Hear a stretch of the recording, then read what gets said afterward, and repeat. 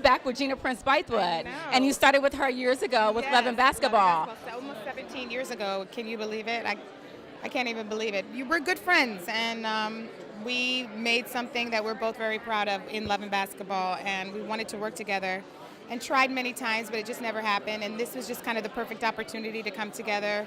It's such a relevant piece. The role, it's such a great kind of juicy role that I get to play in Ash, and great cast, and I think people are going to love it.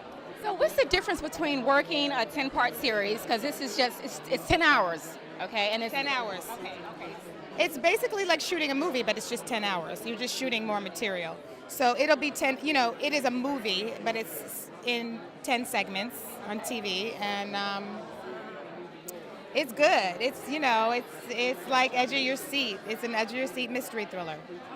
So when I think about this industry and how difficult it is, I mean, you've had an amazing start. A lot of people don't know. This woman is super smart. She went to UC Berkeley, Yale Drama School. So talk to me a little bit about the importance of education. I think so many young women think because they're beautiful and they're sexy that they can just roll into this industry and make it happen, and it doesn't work like that. Well, it does work like that for some people, but the truth is there's a reason a lot of English actors and Australian actors are being kind of brought in, and that's because over there they have a respect for the craft of acting, and I think because of that more actors actually train. And that's not to say that there aren't talented people in America, but I think that there's kind of a general attitude that, oh, you can just do it. Oh, you wouldn't say, oh, I can just go do some surgery, or I can just play the piano, but a lot of people think they could just act. So the truth is, it is a craft, and I believe in studying, and maybe you'll make it without studying, and a lot of people do, but the kind of actors in general that I like, yeah. What did you think of this year's Oscars with the diversity? I mean, this is the first year that we've had like record number of African Americans nominated. Yes, it was amazing. It's about time. So do you think this is just a hit or miss, like, kind of toss us a little bone, and next year it's going to be back to the same? I hope not. Hopefully the success will breed more success. Television is definitely moving in the direction that I feel like it's reflecting the world that we live in. Movies has a little bit longer to go, but I was really happy about the diversity at the Oscars. Well, we love you to pieces. I'm so excited to see what is coming next down the pipeline for you after this. Continue. American Assassin. It's based on a book series by Vince Flynn. It's with Michael Keaton and Dylan O'Brien. And what do you say to young African American men who want to involve themselves in the arts and acting, writing, producing? I encourage you. I encourage you to do stories that are important to you, to your life, that are honest, that are truthful.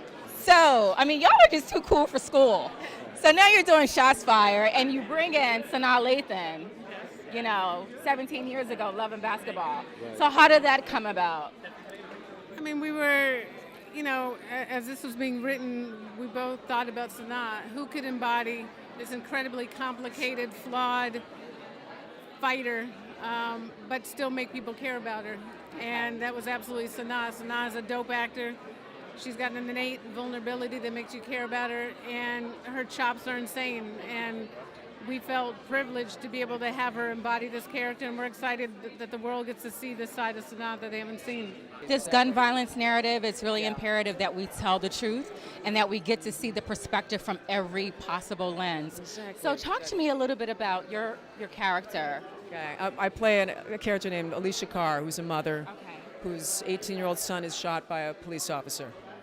And she is a single mom, lives in a fairly affluent white community, and she's basically dealing with her own grief when a pastor reaches out to her, played by Aisha Hines, who is phenomenal in this.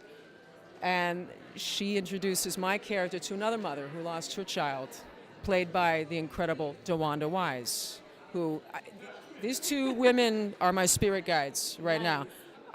Their performances, but as human beings, Bar none. Bar none. Talk to me a little bit about your character. My character's name is Deputy Joshua Beck.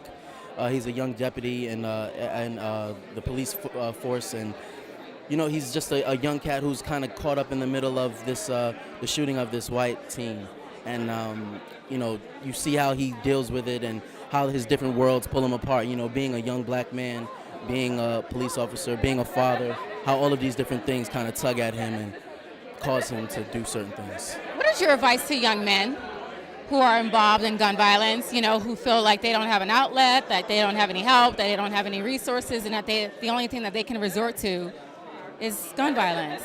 I think this is more of a shout out to just as you said, the guys who felt like there's nothing else. The gun violence is a part of it, but it's only a small part of it. There's so many other things, the drugs, there's a bunch of other issues that we have to deal with if we're going to talk about that.